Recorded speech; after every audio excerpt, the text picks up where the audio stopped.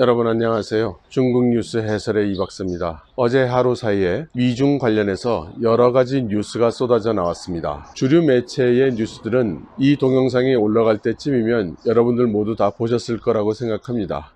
이러한 뉴스들 가운데 저희 주의를 사로잡은 것이 몇 가지 있는데요. 하나는 원래 차관급 협상이라 하고서 어느 차관이 협상에 참여하는지 알려지지 않았었는데 종산 상무부 장관을 포함해서 장차관급 여러 명이 협상단에 포함된 것으로 알려져 상당히 대규모의 협상단이 된 것이 놀랍습니다. 두 번째는 이렇게 규모 있게 조직된 협상단임에도 불구하고 원래 예정보다 일찍 귀국할 수 있다는 전망이 나온 것도 저의 주의를 사로잡았고요. 또 아직 확실한 것은 아니지만 일부 화교 매체가 예정된 협상단의 미국 도착 시간에 료허 부총리의 모습이 보이지 않았다는 것입니다. 이것도 무슨 일이 일어난 것인지 좀 알아보고 싶은 장면입니다. 그리고 료허 부총리에게 시진핑 주석의 특사 자격을 부여할 예정이라고 했었는데 다시 특사 자격을 부여하지 않기로 했다는 결정도 중국 공산당 내부가 지금 안정적이지 못하다, 최소한 대미 정책이 유동적이다, 이렇게 볼 수 있을 것 같습니다. 그러면 일단 이번 회에서는 지난번 말씀드린 대로 국경절에서 나타났던 중국 공산당이 보내는 여러 가지 시그널을 여러분들과 함께 읽어보도록 하겠습니다. 가시죠.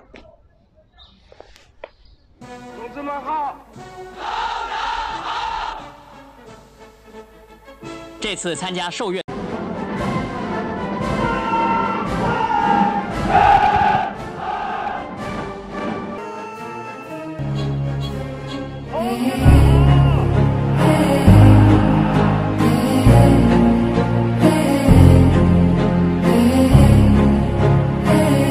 먼저 첫 번째 시그널로 들 수 있는 것은 국제관계입니다. 이번에 사상 최대의 규모로 열렸던 중국 국경절, 과거 중국 정부의 행태를 볼 것 같으면 세계 만방에 자랑하고 세계 만방의 손님들을 초대했을 일입니다. 그런데 이번에는 외국 손님들은 일체 초대하지 않았다고 이렇게 발표를 하고 있습니다. 그 말을 액면 그대로 믿기는 어렵죠. 아마도 초대에 응하지 않은 외국 손님들이 많았고 그 결과 외국 손님들이 참석을 하는 모습이 오히려 국격을 떨어뜨릴 수 있다고 판단을 했기 때문에 아예 외국 손님들을 초대하지 않는 것으로 처리한 것이 아닌가 합니다. 이것은 현재 중국이 맞이하고 있는 중국과 세계와의 관계 설정이라는 문제를 상징적으로 드러낸 일이라고 생각을 합니다.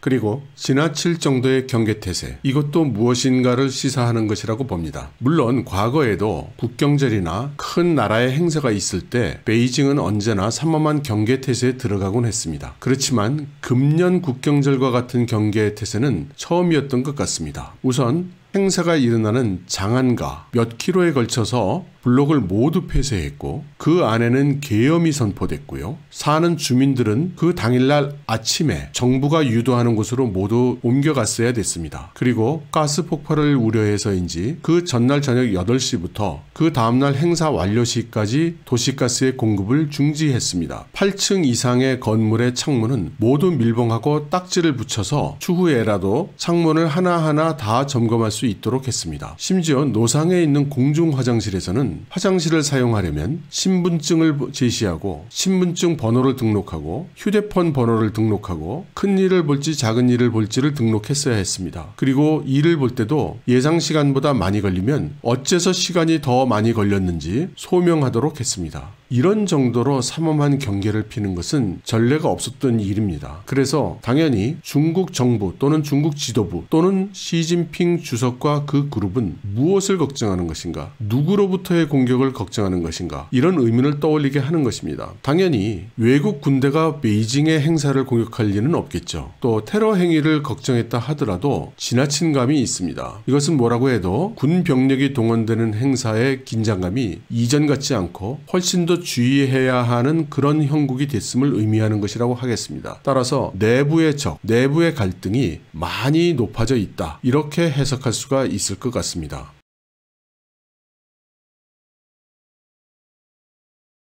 이번 국경절에 있었던 또 하나의 특징은 천안문 위에 나타난 중국 공산당의 리더들이 표정이 그렇게 밝지 않았다는 것입니다. 대부분 아주 침중한 표정들이었죠. 그리고 고령의 짱저민 전 주석 두 사람에 의해서 부축돼서 올라왔고, 또 행사 중에 약 45분 정도 사라졌었다고 합니다. 그만큼 무리해서 이번 행사에 동원된 측면이 있다는 이야기겠죠. 그리고 후진타오 주석 같은 경우에도 지금 78세인가 그렇죠. 그런데 평소에는 이런 공식 행사에 나올 때는 언제나 머리를 염색을 했었는데 이번에는 반백 상태로 그대로 나왔습니다. 또 90세인 주룽지 전 총리는 아예 참석을 하지 않았죠. 물론 90세나 되는 고령이니만큼 건강이 좋지 않아서 참석하지 않았을 수 있겠습니다. 그런데 중국에 대해서 언제나 믿을 수도 없고 안 믿을 수도 없는 이야기를 하는 궈원괴이라는 사람은 이 짱저민 주룽지에 대해서도 이번 국경절 관련해서 또 한마디를 했습니다. 궈원괴이는 자기가 잘 아는 타이완의 한 사업가가 이번 국경절을 즈음해서 짱저민 전 주석 그리고 주룽지 전 총리를 함께 만났었다고 이렇게 이야기를 한 것입니다. 그리고 이 두 사람이 현재의 중국의 상태에 대해서 상당한 불만이 있으며 중국이 지금 처해 있는 경제적 상황이라든가 미국과의 관계 문제라든가 그리고 시진핑 그룹이 하고 있는 여러 가지 방침에 대해서 상당히 속이 불편해했다는 것입니다. 그러면서 이번 국경절 행사에 우리 보고 나오라고 하는데 정말 가고 싶지 않다, 이렇게 주룽지 전 총리가 이야기를 했다는 것입니다. 이 말이 사실이라면 건강을 핑계로 해서 주룽지 총리가 나가지 않았을 그럴 가능성도 있겠습니다. 주룽지 총리는 사실 성격이 상당히 강한 사람 아니겠습니까? 그래서 좋게 넘어가질 못하고 불참한 것일 수도 있겠습니다. 물론 진실이 어떤 것인지는 알 수가 없는 일이죠. 그리고 짱저민 전 주석과 주룽지 전 총리는 이 타이완의 사업가에게 중국엔 이제 희망이 없다, 당신은 빨리 정리를 해서 타이완으로 돌아가라, 이렇게까지 얘기를 했다는 것입니다. 그러면서 타이완의 사업가들은 다른 나라하고 틀려서 보호받기가 어려울 수 있으니 가능한 신속하게 중국을 떠나는 것이 좋을 것이다, 이렇게도 이야기를 했었다는 것입니다. 다시 한번 말씀드리지만 이 궈원괴이라는 사람의 이야기는 믿을 수도 안 믿을 수도 없는 그런 이야기들이니까요. 진실 여부는 여러분들 각자 판단하셔야 될 것 같습니다. 그리고 이번 천안문 위에 올라섰던 여러 중국의 지도자 그리고 초청된 원로들 중에 제가 굉장히 관심 있게 지켜본 사항이 있었는데요. 그것은 정칭홍이 이 자리에 나오느냐 안 나오느냐 하는 것입니다. 여러 번 설명을 드렸습니다만 현재 짱저민 주석은 이미 93세, 94세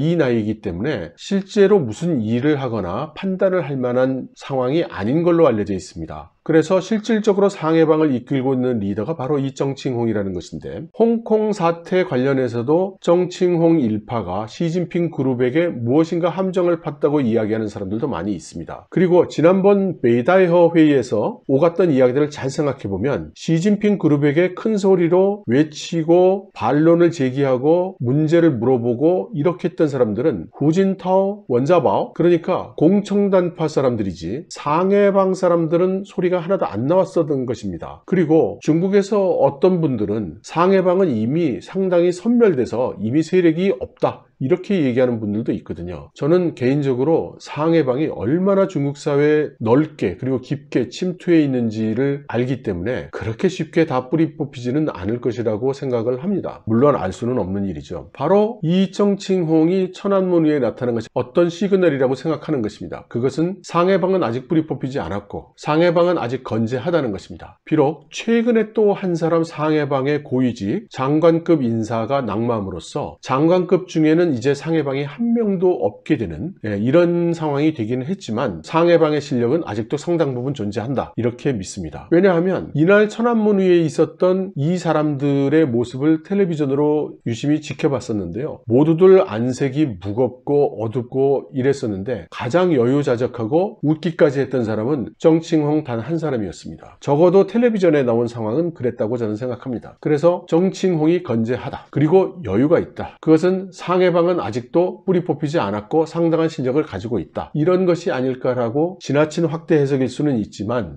그렇게 생각해 보는 것입니다. 거기에 정칭홍 옆에 서 있던 사람이 또 한 사람 관심을 끌었습니다. 그 사람은 송핑이라는 사람입니다. 이 사람은 초대 공산당 간부 중에 한 사람으로 상무위원을 지냈던 공산당의 원로입니다. 그리고 현재 생존해 있는 공산당 중에서는 가장 배분도 높고 나이도 가장 많습니다. 100세입니다. 그리고 이 사람이 상해방이 성격이 굉장히 직선적이고 불같은 사람으로 알려져 있습니다. 지난번 전인대를 할 때 직접 시진핑 그룹에게 여러 가지 귀에 거슬리는 얘기를 하기가 어려웠던 상해방파에서 바로 이 송핑을 찾아가서 당시 95세였던 송핑을 행사장까지 모시고 와서 북경 시내 여기저기를 방문하게 하고 그 모습을 관영방송에서 텔레비전, 라디오, 신문 이런 곳에서 보도하도록 했습니다. 그렇게 보도할 수 있었던 것은 이 미디어 쪽에도 상당 부분 상해방의 실력이 있기 때문입니다. 이 송핑은 현재의 시진핑 그룹에 대해서 상당한 반감을 가지고 있는 것으로 알려져 있고, 그래서 당시에 상해방이 이 송핑의 입을 빌려서 자기들이 하고 싶었던 이야기를 시진핑 주석과 시진핑 주석 그룹에게 하려고 했었던 것입니다. 그때 송핑이 제대로 시진핑 주석에게 의사전달을 할 기회가 있었는지 없었는지는 알려지지 않았습니다. 단지 당시에 미디어에 나타난 송핑의 모습을 보고 상해방이 이러한 준동을 하고 있구나 라고 중국의 전문가들이 해석을 했던 것이죠. 이 송핑이 일백세가 돼서도 다시 나타나서 천안문 위에 다른 공산당 지도자들과 함께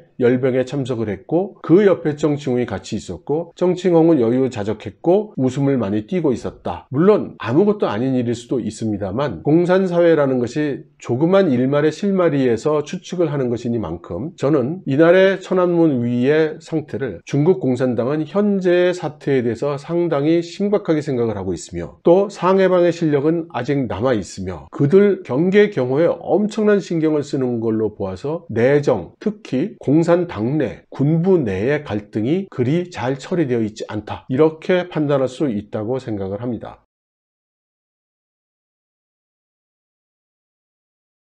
네 번째 시그널은 국기입니다. 이번에 최초로 의장대가 사열을 할 때 기수단이 앞을 지나갔는데 중국 공산당 당기가 가장 먼저 앞서서 갔습니다. 그리고 중국 국기는 그 다음에서야 갔고요. 그리고 해방군의 군기가 바로 세 번째로 갔습니다. 다시 말해서 우선순위가 중국 공산당, 중국, 그리고 인민해방군이었던 것입니다. 중국이 공산당 일당 독재 국가인 것을 우리가 알고 있고, 또 중국 공산당 입장에서는 중국이라는 나라를 공산당의 나라로 생각하고 있다는 것을 우리는 알고 있지만, 중국이란 국가가 있고 나서 중국 공산당이 있다고 생각하지, 중국 공산당이 있어야 중국이란 나라가 있다고는 생각하지 않죠. 중국 공산당의 시각에서는 중국이라는 국가는 중국 공산당의 하위인 것입니다. 중국 공산당이 있고 당이 있어야 국가가 있는 거죠. 따라서 국경절이라는 것은 중국 공산당에게 있어서는 청나라가 망하고 중화민국이 물러서고 새로운 국가가 탄생한 그런 개념이라기보다는 중국 공산당이 중국이라는 국가 조직을 만든 날, 이렇게 생각을 하는 것입니다. 당이 국가보다 상위에 있다는 이런 개념이죠. 이것은 이어지는 시진핑 주석의 그 연설에서 다시 확인할 수가 있는데요. 시진핑 주석은 연설 중에 특히 내정에 관계된 부분에서 두 가지를 견지한다고 했습니다. 하나는 공산당 영도하에 사회주의를 견지한다. 다른 하나는 중국 특색 사회주의의 도로를 간다. 이 두 가지입니다. 사실 이 두 가지는 통상적으로 항상 해오던 말이기 때문에 새삼스러울 것은 없었습니다. 그러나 3개 대표 이론이 나오면서 자본주의적 요소, 또 계급주의적 요소를 타파하는 그런 방향성이 있었던 것에 비해서 이 두 가지의 견지는 중국 특색 사회주의나 공산당 영도, 이것은 매우 근본주의적인 공산주의라고 할 수 있죠. 모택동주의라고 할 수 있습니다. 다시 말해서 시진핑 주석은 앞으로도 3개 대표 이론으로 대표되는 계급투쟁주의의 타파, 사유화의 촉진, 법치의 제고, 이 방향이 아니고 그 반대 방향으로 프롤레타리아 계급투쟁이 강화되고, 민영화보다는 국유화가 선행되는 민진국태가 강화되고, 공산당 일당 독재가 강화되는 이 방향으로 갈 것임을 천명한 것이라고 할 수 있습니다. 공산당 일당 독재를 강화한다는 뜻은 다시 말해서 당 지도부를 강화한다는 뜻이기도 하고, 다시 말하면 시 주석의 권위를 강화한다는 뜻이기도 하죠. 그리고 이러한 동향은 이미 지난번 베이다이허 회의 때부터 예견되어 왔던 일입니다. 그렇다고 볼 때 시진핑 주석이 이 노선 쪽을 간다고 하면 미중 무역 협상의 결과가 좋은 결과를 가져올 가능성은 더 줄어들겠다라고 보겠습니다.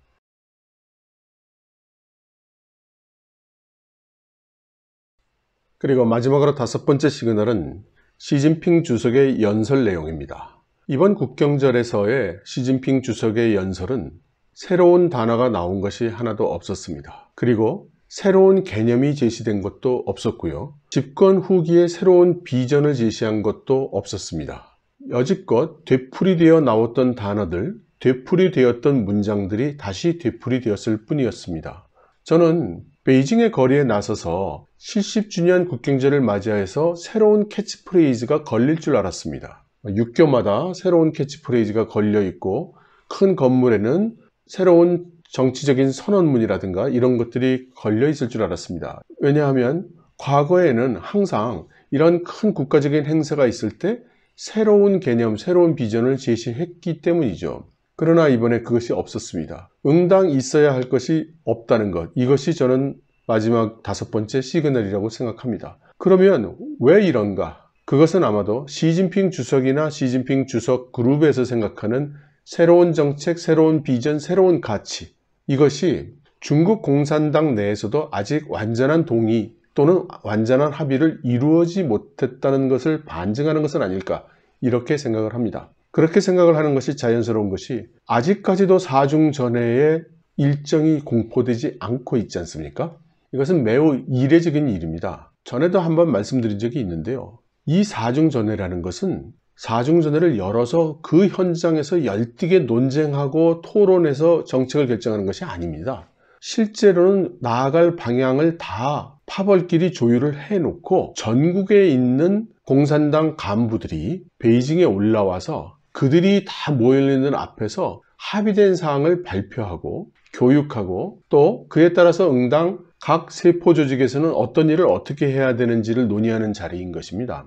이 전국에서 온 공산당원들 앞에서 파벌끼리 싸울 수는 없는 노릇이거든요. 여태까지 사중전회가 10월 중에 열린다는 기본 원칙만 결정이 됐을 뿐 구체적인 일정을 확정하지 못하고 있다는 것은 이 3개 파벌 간의 합의가 이루어지지 않았다는 뜻이라고 저는 생각합니다. 그렇기 때문에 일부 매체에서 사중전회가 열리는 시기를 료허 부총리가 미중 무역 협상을 마치고 돌아오는 다음 주가 될 것으로 보인다라는 예상도 그래서 나온 것이라고 생각하고요. 시간이 그때밖에 없습니다. 10월 중에 연다고 했으니 아무리 늦어도 10월 말일에는 사중전회를 시작해야 되고, 사중전회가 늦어지고 있는 것을 합리적으로 설명할 수 있는 이유가 중요한 인물들이 자리에 없기 때문으로밖에는 설명할 수가 없거든요. 적어도 공식적으로는 말이죠. 저는 이번 주 미중 무역 협상의 예비 협상이 차관급 협상인데 원래 어느 차관이 가는지가 발표가 안 됐었습니다. 그런데 발표된 내용을 보니 이건 종산 상무부 부장을 비롯해서 인민은행장 이캉, 거기에다가 상무부 부부장 왕소원 등등 해서 장관급, 차관급 사람이 여러 명이 가는 것입니다. 왜 이렇게 여러 사람이 갈까요? 게다가 가고 나서는 예정을 앞당겨 돌아올 수도 있다는 관측이 또 나오지 않았습니까? 이것은 지금 공산당 내부가 뭔가 불안정하다는 뜻입니다. 전망이 밝지 않은 이번 협상에 왜 이렇게 많은 장차관급 인물들이 미국을 가는 것일까라고 생각을 했었는데요. 어쩌면 사중전회를 열지 못하는 이유를 합리화하기 위해서 높은 사람들이 많이 갔을 수도 있지 않나 하는 생각마저 듭니다. 그리고 사중전회 여는 방침이 결정되지 않은 상태에서 미중 협상을 한다는 것은 미중 협상의 결과가 사중전회에 영향을 끼칠 것이라는 의미이기도 합니다. 그렇다면 제가 생각할 때는 시진핑 주석 그룹에서 취할 수 있는 노선은 단 하나입니다. 강경 노선. 여태까지 주장해왔고 그 주장으로 권력 강화의 명분을 삼았던 강경 노선. 중국의 경제 주권. 공산당 영도의 사회주의 국가, 그 외에 다른 대안을 지금 시진핑 그룹에서 미국 측에 내놓을 수는 없을 것 같습니다. 따라서 이번 국경절에서 읽어낼 수 있던 시그널들을 분석한다면 저는 미중 무역 협상은 적어도 이번 13차 무역 협상에서는 이루어지지 않을 것이다. 길보다 흉이 많을 것이다 라고 생각을 합니다. 그러면 다음 시간에는 지금 날로 악화되고 있는 홍콩 사태에 대해서 한번 점검을 해보고 또 그 홍콩 사태가 어떻게 미중 간에 영향을 끼칠지에 대해서도 여러분들과 함께 논의해보는 시간을 가져보도록 하겠습니다. 여러분 감사합니다.